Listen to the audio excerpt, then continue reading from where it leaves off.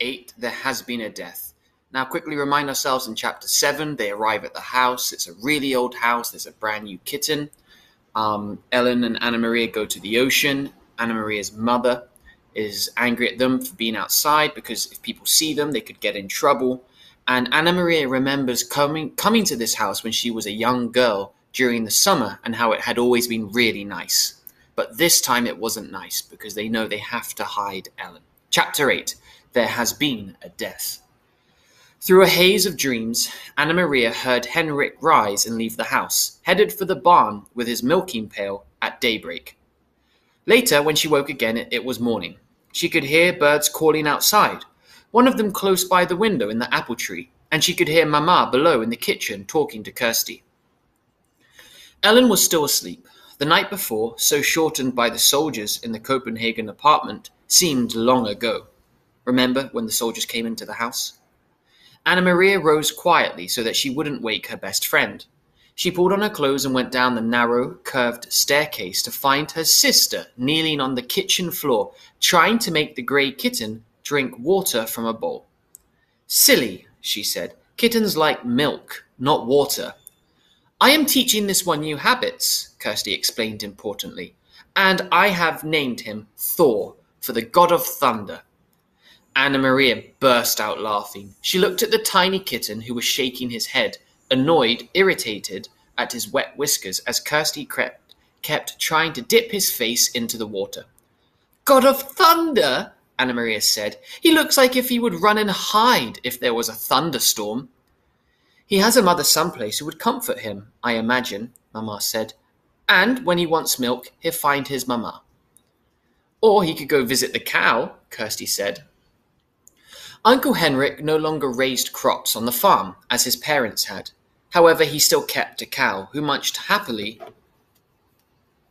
on the meadow grass and gave a little milk each day in return. Now and then he was able to send cheese into Copenhagen to his sister's family. This morning, Anna Maria noticed with delight Mama had made oatmeal, and there was a pitcher of cream on the table. It was a very long time since she had tasted cream. At home, they had bread and tea every morning. Mama followed Anna Maria's eyes to the pitcher. "Fresh from Blossom," she said. "Henrik milks her every morning before he leaves for the boat." Blossom is the cow. "And," she added, "there's butter too. Usually not even Henrik has butter, but he managed to save a little this time." "Save a little from what?" Anna Maria asked, spooning oatmeal into a floured bowl. "Don't tell me the soldiers try to, what's the word, relocate butter too?" She laughed at her own joke. But it wasn't a joke at all, though Mama laughed rufusely. "They do," she said. "They relocate all the farmers' butter right into the stomach of their army. I suppose that if they knew Henrik had kept this tiny bit, they would come in with guns and march it away down the path." Kirsty joined their laughter, as the three of them pictured a mound of frightened butter under military arrest. The kitten darted away when Kirsty's attention was distracted, and settled on the windowsill. Suddenly, here in the sunlit kitchen, with cream in the pitcher and a bird in the apple tree beside the door, and out in the Kattegat, where Uncle Henrik, surrounded by bright blue sky and water, pulled in his nets filled with shiny silver fish. Suddenly, the spectre of guns and grim-faced soldiers seemed nothing more than a ghost story, a joke with which to frighten children in the dark. Ellen appeared in the kitchen doorway, smiling sleepily, and Mama put another floured bowl of steaming hot oatmeal on the old wooden table. "Cream," Anna Maria said, pointing and gesturing to the pitcher with a grin. All day long the girls played out of doors, under the brilliant clear sky and sun. Anna Maria took Ellen to the small pasture beyond the barn and introduced her to Blossom, the cow, who gave a lazy, rough-textured lick on the palm of Ellen's hand when she extended it timidly. The kittens scampered about and chased dying insects across the meadow. The girls picked armful of wild flowers, dried brown now by the early fall chill, and arranged them in pots and pitchers until the tabletops were crowded with their bouquets. So the girls are in the barn, they're saying hi to the cow, and they're picking flowers. Inside the house, Mamma scrubbed and dusted, tisk-tisking at Uncle Henrik's untidy housekeeping. Tisk-tisking is this when you're angry with something or annoyed. She took the rugs out of the clothesline and beat them with a stick, scattering dust into the air. So Uncle Henrik doesn't really take very good care of the house. He needs a wife, she said, shaking her head, and attacked the old wooden floors with a broom while the rugs aired.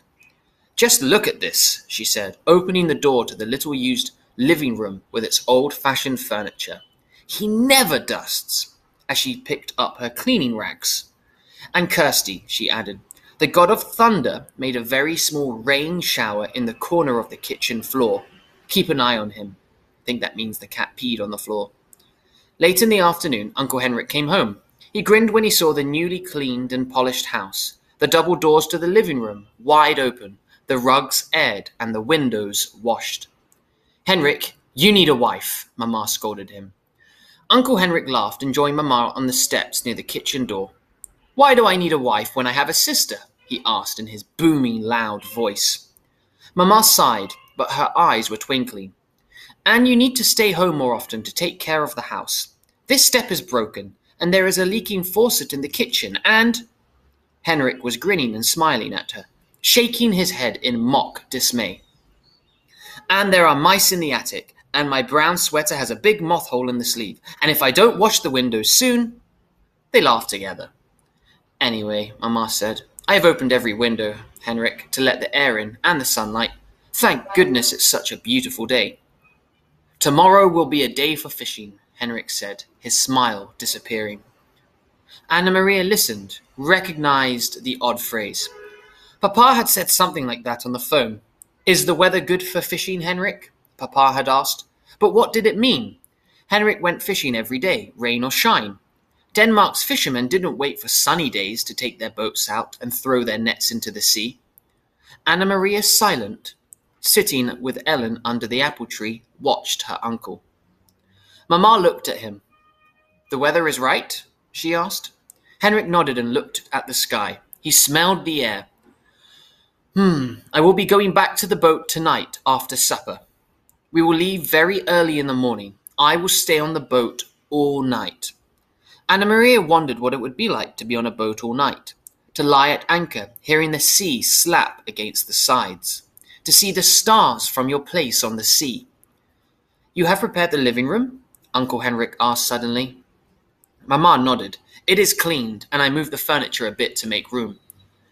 And you saw the flowers? She added. I hadn't thought of it, but the girls picked dried flowers from the meadow. Prepare the living room for what? Anna-Maria asked. Why did you move the furniture?